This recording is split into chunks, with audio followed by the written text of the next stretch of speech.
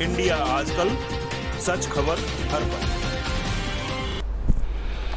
महाराष्ट्र अस्थिरता की अफवाह के बीच में विधान परिषद में मजबूत होता हुआ गठबंधन, बीजेपी हुई परेशान। जी हाँ दोस्तों, इंडिया कल में आपका स्वागत है। मैं हूं आईपीएस यादव।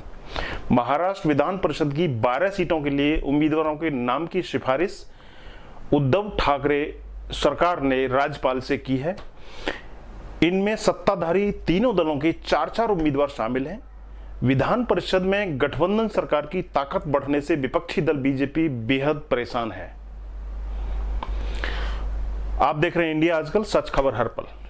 महाराष्ट्र की उद्धव ठाकरे सरकार के अस्थिर होने की खबरों के बीच में एक बार फिर से महाविकास आघाड़ी के सदस्य दलों में एकजुटता के दृश्य दिखने लगे हैं और इससे बीजेपी परेशान होती दिख रही है।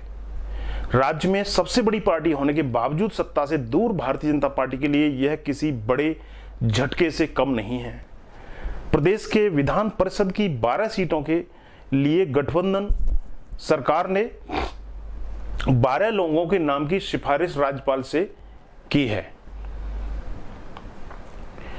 दरअसल एमएलसी मनोनयन के लिए भेजे गए उम्मीदवारों के नाम में तीनों दलों के 4-4 उम्मीदवार हैं। बता दें कि प्रदेश सरकार के सुझाव पर राज्यपाल विधान परिषद की 12 सीटों पर प्रत्याशियों का मनोनयन करते हैं, यानी नॉमिनेशन करते हैं। गठबंधन के नेताओं ने बताया कि इन 12 उम्मीदवारों का नाम राज्यपाल के पास में भेजा जाना उन 3 कारकों में से एक है जिसने प्रदेश बीजेपी को परेशान करके रखा हुआ है। बीजेपी इससे लगातार खींच रही है, परेशान हो रही है और ऐसे में वह बार बार प्रदेश सरकार की अस्थिरता की अफवाह फैलाने लगती है, जिसका मतलब है कि बीजेपी अपने आप को बहुत ही लाचार महसूस कर रही है। देवेंद्र फडणवीस के नेतृत्व में बीजेपी को बहुत ही कमजोर नेतृत्व यहां पर मिला है। हाल ही में कई प्रदेशों में गैर एनडीए सरकारों को गिराने में बीजेपी केंद्रीय नेतृत्व ने महत्वपूर्ण भूमिका निभाई थी, लेकिन महाराष्ट्र सरकार इस मामले में पूरी तरह से सतर्क है और बीजेपी को कोई मौका नहीं देती है और मुख्य विपक्षी पार्टी की इस दिशा में किए गए प्रयासों को लगातार विफल करने में सफल रही है।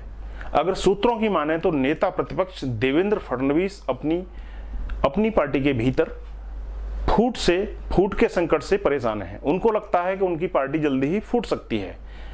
पार्टी के भीतर ब्राह्मण और मराठा एंगल को लेकर के पहले ही 2 फाड़ हो चुका है। बीजेपी नेतृत्व पर संकट। संजय राउत, शिवसेना के कद्दावर नेता संजय राउत ने कहा है कि गठबंधन सरकार बहुत ही आराम से काम कर रही है और इसी से परेशान होकर देवेंद्र फडणवीस उनकी अस्थिरता की अफवाह फैलाते रहते हैं। दरअसल वास्तविक संकट तो देवेंद्र फडणवीस के सामने है, उनके नेतृत्व पर है। वे लोग चाहे जितना भी छिपाने की कोशिश कर लें, उनकी आंतरिक कलह खुलकर सामने आ ही जाती है। कांग्रेस के वरिष्ठ नेता नितिन राउत ने भी संजय राउत की बात को दोहराया है।